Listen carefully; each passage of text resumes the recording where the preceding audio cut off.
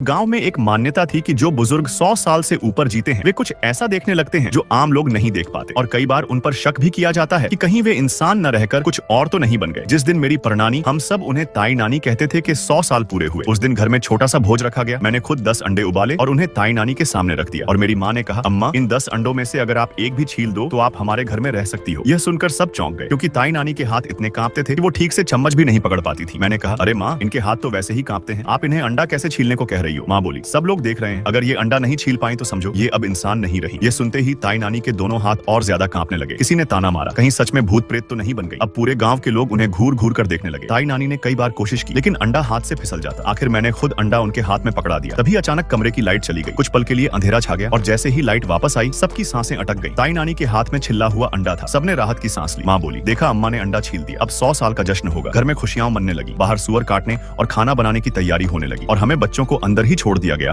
कि हम ताई नानी के साथ रहें। ताई नानी हमें बड़े अजीब तरीके से देख रही थी। उन्होंने सबसे छोटे बच्चे रूपा को पास बुलाया, उसे गोद में बैठाया, सूंघा और पूछा, कितने साल का है? रूपा बोला, 4 साल। ताई नानी मुस्कुराई, बहुत मीठी खुशबू है। तभी मैंने देखा उनके दांत कुछ ज्यादा नुकीले लग रहे थे, जैसे बढ़ रहे हो। मुझे डर लगा। उन्होंने मुझे भी बुलाया, अरे तू भी आ। मैं डर के मारे वहीं खड़ा रहा। वो थोड़ा नाराज हुई। फिर मैंने डरते डरते उनके पास जाकर खड़ा हुआ। उन्होंने मेरे गाल दबाए और बोली, तू तो और भी मोटा है। फिर उन्होंने बाकी बच्चों को भी बुलाया लेकिन एक लड़की सुहानी डर गई और बोल पड़ी, मैं नहीं आऊंगी, तुम तो लोगों को खाने वाली चुड़ैल हो। ये सुनते ही ताई नानी का चेहरा बदल गया। वो गुस्से में बोली, चुप कर, बकवास मत कर। लेकिन फिर उन्होंने जेब से 2 टॉफियां निकाली और बोली, आओ टॉफी दूंगी। लालच में आकर सुहानी पास गई और उन्होंने दोनों टॉफियां उसके मुंह में डाल दी। फिर धीरे से बोली, देखा, अगर मैं बुरी होती तो तुम्हें टॉफी देती। हम सब बच्चों को बाहर भेज दिया गया लेकिन सुहानी को उन्होंने अपने पास ही रोक लिया। हमें लगा उसे कुछ खास खाने को दे रही होंगी। लेकिन रात को जब खाने का समय हुआ